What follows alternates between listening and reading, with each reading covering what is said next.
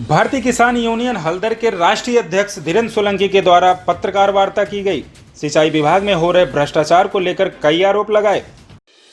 नदी की सिल्ट सफाई के नाम पर करोड़ों का घोटाला, धीरेन्द्र सोलंकी।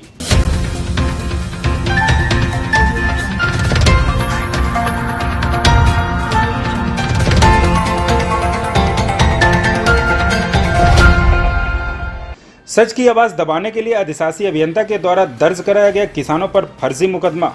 अगर सही तरीके से जांच होकर कार्रवाई नहीं हुई तो होगा बड़ा आंदोलन। भारतीय किसान यूनियन हल्दर द्वारा किया जाएगा आंदोलन। पूरे देश से संगठन के पदाधिकारी जनपद में जिलाधिकारी का करेंगे घेराव। किसानों पर जो फर्जी मुकदमा दर्ज किया है उस पर अगर FIR नहीं लगी और भ्रष्ट अधिशासी अभियंता के खिलाफ कार्रवाई नहीं हुई तो संगठन आंदोलन को होगा मजबूर। उच्च अधिकारियों और मंत्रियों से शिकायत के बावजूद नहीं हो रही है कार्रवाई। शिकायत करने वाले लोगों को सिल्ट साफ करने वाले ठेकेदार द्वारा दी जा रही है मारपीट की धमकी। सूत्रों की माने तो पूर्व चेयरमैन निदौली कला देवलाल को ठेकेदार के द्वारा धमकी दी गई तथा कहा गया कि मैनपुरी के पूर्व विधायक राजू यादव को मारा था तो तू क्या चीज है। ठेकेदार इतने हौसले बुलंद हैं जबकि सरकार द्वारा जीरो भ्रष्टाचार की नीति पर कार्य कर रही है, फिर इन भ्रष्टाचारियों पर योगी सरकार में नहीं हो पा रही है कार्रवाई। आखिर कारण क्या? जिलाधिकारी के द्वारा ऐसे भ्रष्टाचारी लोगों के खिलाफ कठोर कार्रवाई क्यों नहीं की जा रही है? सवाल उठता है जबकि जिलाधिकारी भ्रष्टाचार के खिलाफ रहते हैं, इसके बाद भी भ्रष्टाचार कैसे पनप रहा है? रेड हैंडेड न्यूज नेटवर्क के लिए एटा से अमोल श्रीवास्तव की रिपोर्ट। का आयोजन किया है भारतीय किसान यूनियन हल्दर के बैनर के तले। आज क्या समस्या किसानों के लेकर? देखिए, पहले तो मैं आप सभी लोगों का साधुवाद देता हूं कि आप चौथे स्तंभ हैं।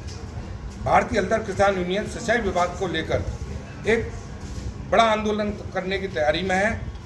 सबसे पहले मैं आपको कुछ पॉइंट बताना चाहता हूं जो सिंचाई विभाग के हैं।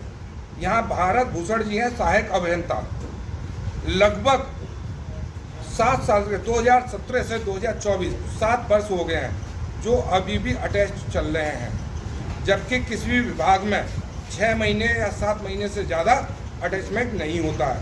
वो 7 साल से अटैचमेंट में है। ये ऐसा क्यों हो रहा है? कहीं ना कहीं कोई ना कोई धांधलेबाजी है।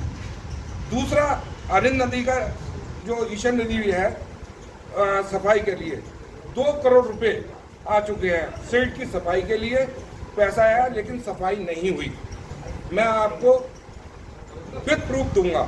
30 जून को उनका कार्य खत्म हुआ था 5 अगस्त 2023, जबकि 30 जून 2023 को उनका कार्य खत्म हुआ और हमने 5 अगस्त 2023 को विद GPRS के फोटो हमारे पास हैं।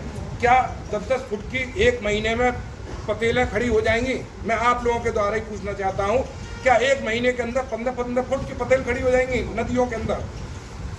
अरिंद नदी में आई बाढ़ की सफाई जो की जा रही थी, सोरखा गांव की किसान जनता जो आज बाढ़ से पीड़ित है, चाहे वो सैंतरा रफतपुर हो या वहाँ आसपास के गांव हो, सिर्फ और सिर्फ इसी कारण से है कि नदी की सफाई ना होने की वजह से ये चीज़ें लेके चली हैं।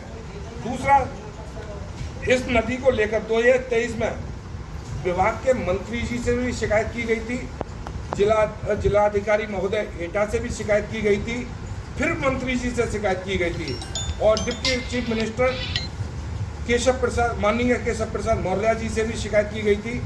DM साहब को फिर संज्ञान में दिया गया था, लेकिन उसमें कोई भी चीज़ें नहीं हुई।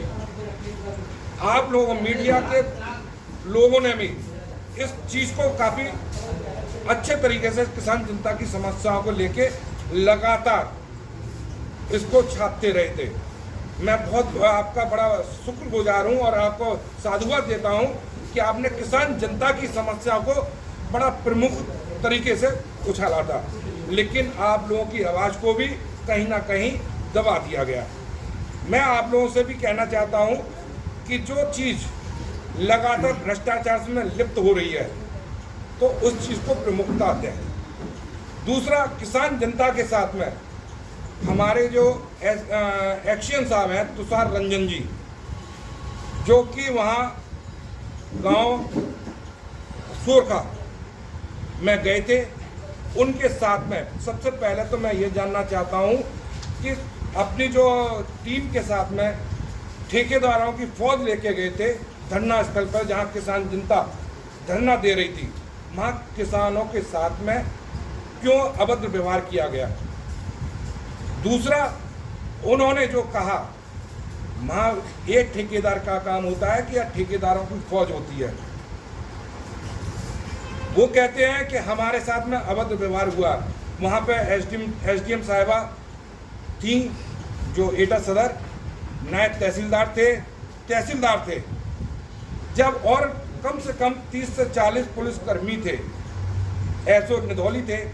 कहीं भी वीडियो में कहीं आया हो कि किसान जनता ने उनके साथ में अभद्र व्यवहार किया हो।